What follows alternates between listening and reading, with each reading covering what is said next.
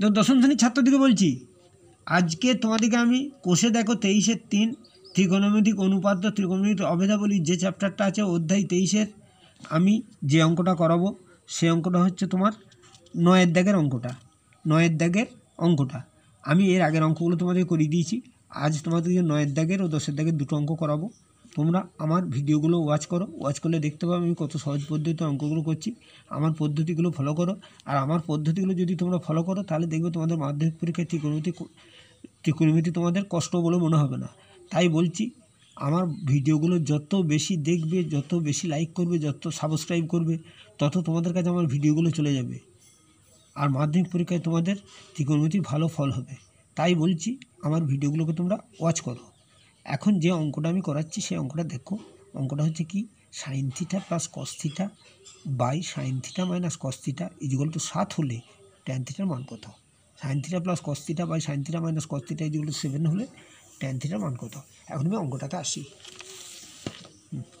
দেখো আমি অঙ্কটা লিখছি, হ্যাঁ আমি অঙ্কটা লিখছি। অর্থাৎ কত, sine theta plus cos theta, sine theta plus cos theta by sine theta minus cos theta is equal to কত বলেছে, ইজিক্যাল টু বলেছে কত 7।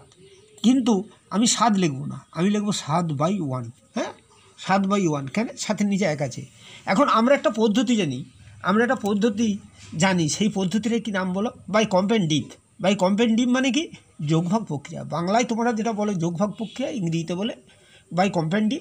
অর্থাৎ আমি এখন ওই পদ্ধতি অ্যাপ্লাই করছি, ওই পদ্ধতি জিনিসটা কি, কম্পেন্ডিভ পদ্ধতিটা কি, বলো তো। কম্পেন্ডিভ পদ্ধতিটা হচ্ছে উপরটা যুক্ত নিচেরটা, উপরটা বিযুক্ত নিচেরটা, উপরটা বোথ সাইডের উপরটা যুক্ত নিচেরটা, উপরটা বিযুক্ত নিচেরটা। তাহলে বোথ সাইডের উপরটা যুক্ত নিচেরটা আর উপরটা বিযুক্ত নিচেরটা আমি যদি করি ওইটা কি কম্পেন্ডিভ বলে। এখন দেখো আমি কম্পেন্ডিভ করছি, অর তাহলে এইটা যদি করি sine theta plus cos theta যুক্ত sine theta minus cos theta. দেখো আমি উপরটা প্লাস নিচেরটা করলাম, আবার কি উপরটা বিযুক্ত নিচেরটা, sign theta plus cos theta হলো মাইনাস কত বলো, মাইনাস কত, উপরটা বিযুক্ত নিচেরটা মাইনাস সাইন থিটা, আর এইটা মাইনাস মাইনাস কত হলো, প্লাস কস থিটা হয়ে গেল, হলো তো। আর এইটা কত বলো, 7+1 আর 7 বিযুক্ত 1।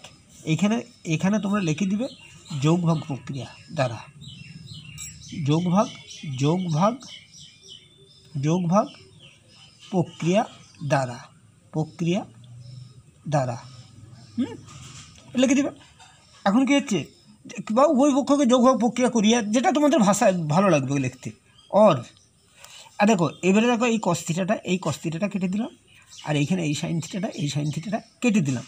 তাহলে কত হচ্ছে দেখো, এখানে পাচ্ছ কি তুমি 2 সাইন থিটা, আর এখানে কি পাচ্ছ 2 কস থিটা পাচ্ছ তো। আর এখানে কি পাচ্ছ 7 আর 8, আর এখানে পাচ্ছ 7 থেকে 1 বাদ দিলে 6 পাচ্ছ।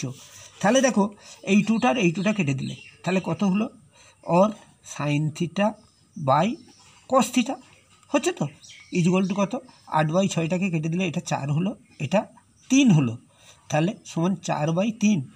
Or tan theta is equal to কত হবে, ট্যান থিটা ইজিক্যাল টু 4/3।